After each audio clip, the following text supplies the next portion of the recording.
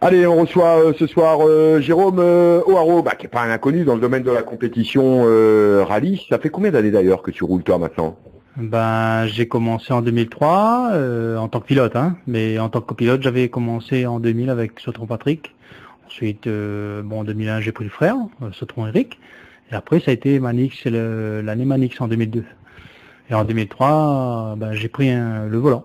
Alors, tu as connu de très belles années dans la catégorie N1, notamment, où ça bastonnait à l'époque. Il y avait quand même de sacrés coqs qui roulaient, il fallait s'accrocher pour signer des temps. Oui, il fallait s'accrocher, mais c'est vrai qu'on a eu des bons et des mauvais moments. Mais bon, on n'y reviendra pas, mais plus de bons moments que de mauvais moments. Alors, tu as connu, on va dire, 3 à 4 saisons pleines où ça a vraiment roulé. Après, un petit passage à vide en dents de scie, tu roules pas, tu roules comme copilote, un petit passage de flottement, on va dire, sans doute lié aux enfants qui grandissent, comme beaucoup de monde. Et puis là, tu as l'air bien décidé à y retourner. En fait, en 2005, après ma péripétie, On n'y reviendra pas. On n'y reviendra pas. Moi, je voulais raccrocher les gants. Je m'étais dit, je m'arrête. Ensuite, il y a Sautron Laurent avec sa Hyundai pays. Il me disait, allez, reviens. Pour le dépanner, je suis revenu. Dans le courant de l'année 2006, j'ai connu Monsieur Giraud, Jean-Luc, qui justement après m'a remis le goût à rouler. J'ai fait l'année 2007, je l'ai refait en copilote. Et ensuite, de fil en aiguille, il m'a donné une voiture. 2008, 2009, on a roulé sur la 206 et 2010, je me suis dit, avec la finale en 2009, comme j'étais sur une 106M2, je me suis dit, allez, on remonte une autre et on roule. Voilà. Alors en 2009, c'était à Dunkerque, cette finale, c'était dans le Nord. Direction donc retour un peu aux origines, dans les petites catégories, les petites groupes N. Quoique les groupes N d'aujourd'hui, par rapport à celles que tu as pu connaître au début de ta carrière rallyistique, ça a énormément changé. Oui, tout à fait, ça a changé parce que là même la mienne, avec les autobloquants qu'on peut mettre maintenant, ça change et même au niveau de cadence, dans la catégorie où je suis, ça y va. Alors ça allait en tout cas l'année dernière. Pour cette saison, tu le sais, Damien Dorseuil a changé de crèmerie, il part en F2013. On a René Claude qui ne roulera pas la première épreuve selon toute vraisemblance. Ça fait beaucoup de concurrents en moins quand même. Ne dis pas ça parce que apparemment d'après les bruits de couloir, il y aurait Gilles Dijou qui revient, Patrick Bellus. Il y en a quand même de sacrés clients.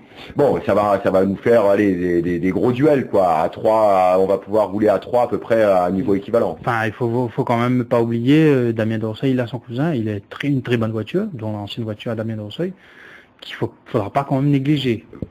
On le néglige pas, va falloir qu'il roule un petit peu. T'as désormais quasiment 10 années d'expérience toi maintenant. Non, on dira pas 10 années, mais en tant que pilote, non. Quasiment. Oui, c'est vrai qu'on a un peu d'expérience, mais on en apprend toujours, même si on a 7, 8, on apprend tout le temps. Les objectifs sportifs pour toi cette année, ça va être quoi? Parce que cette fameuse Coupe N2 mise en place par le Corsa, ça reste l'objectif majeur, ça? J'aimerais bien, mais il faut savoir que moi je roule en promo et que si mes camarades viennent en pneus moulés, ça va pas être facile. Sauf s'il pleut, là, ça aide. Voilà, sauf s'il pleut, oui, là ça aide. Apparemment, d'après ce que j'ai j'ai pas encore la liste engagée, mais pour le premier, il semblerait que la plupart soient en promo. Bon, ce sera à suivre. Cette expérience finale Coupe de France t'a marqué forcément, ça marque quand on fait un déplacement. Ça reste un objectif encore pour cette année, ça? Si on le peut, oui. Moi, de toute façon, la finale c'est quelque chose d'exceptionnel pour moi. S'il y a une finale à y aller, je serai le premier présent si je suis qualifié. Maintenant, il faut faire une bonne saison. Au niveau de l'équipage, alors, comment c'est constitué cette année pour 2011? C'est pour une saison complète ou c'est au fur et à mesure? Avec Jean-Philippe, normalement, on devait rouler depuis l'année dernière sur la 100. On devait monter la 106 justement pour rouler ensemble. Il a eu un gros pépin, je reviendrai pas dessus, mais pour cette année, en 2011, on est reparti pour un an avec Jean-Philippe Béliard. Fiche technique de cette 106, il y a plusieurs déclinaisons qui existent entre 8 soupapes, 16 soupapes. Certains préfèrent les 8 plus coupleuses sur le papier, d'autres 16 plus pointues et a priori un poil plus puissante. Toi, il s'agit de quoi? Écoute, la mienne c'est une 106 1616 qui a été montée localement par le garage Mécamobile que je leur remercie, ils me font l'assistance et tout, et je peux te dire, ils m'ont... Ah, t'as même tiré une assistance qui... Ouais, et je peux te dire, ils ont fait un boulot super sur la voiture. C'est eux qui suivent la voiture, et je peux te dire, pour l'instant, rien à dire. Elle est à quel niveau cette voiture aujourd'hui? Qu'est-ce qu'il reste à faire pour en faire une top N2? Ben là, bon, on n'a pas la pignonnerie courte. Bon, on a encore les arbres à cam, le boîtier à préparer. Bon, le moteur est strictement d'origine. Hein. Là, ce que j'ai fait comme évolution, c'est un peu mon pied droit. Bon, on a mis un autobloquant avec le coupe 1364, c'est tout. Hein. Bon, en ce qui concerne justement ces rapports, avoir des rapports qui tirent un poil plus long sur une spéciale comme les radiers, c'est pas forcément un handicap, en tout cas dans ce sens-là, puisque les épingles vont se faire en sens descendant. C'est une spéciale qui est super rapide, un radier. Très très rapide. Bon, je pense pas que la pignonnerie va aider, mais bon, je pense que la pignonnerie aide beaucoup dans les types comme Grand Coude, les spéciales très très techniques. Mais là, les spéciales roulantes comme radier, je pense pas que ça va être handicapant pour moi. Maintenant, on verra qu'est-ce que ça va donner. Alors, radier, traditionnellement à Réunion, c'est présenté comme le Unimpoya des rallyes locaux. Ça a énormément changé, cette spéciale. Elle est devenue encore plus rapide.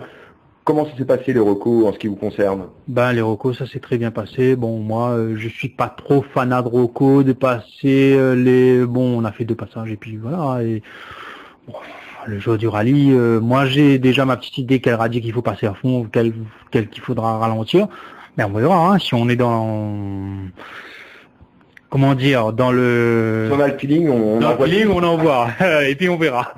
Bon, elle va évoluer en cours de saison, cette voiture, notamment pour le Sergio, qui est une épreuve qui tient à cœur, c'est quasiment à domicile. Tu devrais pouvoir trouver les ressources pour l'évoluer? Au niveau de la pignonnerie, non. Non, parce qu'il faut aller 2000 €. Et je pense que là, bon, c'est vrai, on est un peu à court et on verra. Hein. Si on a une entrée d'argent, pourquoi pas. Maintenant, là, on fait le premier. S'il n'y a pas trop de dégâts, on enchaîne le deuxième, on fait la saison et puis on verra. Tu roules, tiens, on va lancer les infos sur ce challenge LC compétition qui a été mis en place. Je suppose que tu en avais entendu déjà parler auparavant. Oui, j'en ai pas entendu parler, mais j'ai pas pu lire sur ton site. Non, mais j'ai pas pu lire parce que bon, j'ai un problème avec mon ordinateur et malheureusement cet après-midi j'ai pas pu lire.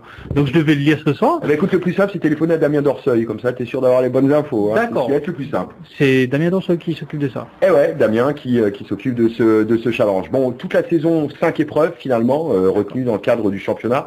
Ça va être une saison très compacte. Hein. Oui. Moi j'aurais aimé 6 rallyes, mais bon, 5, on fera avec. Hein. Maintenant, on verra qu'est-ce que ça donne. Bon, moi, j'espère faire une bonne saison et puis on verra après.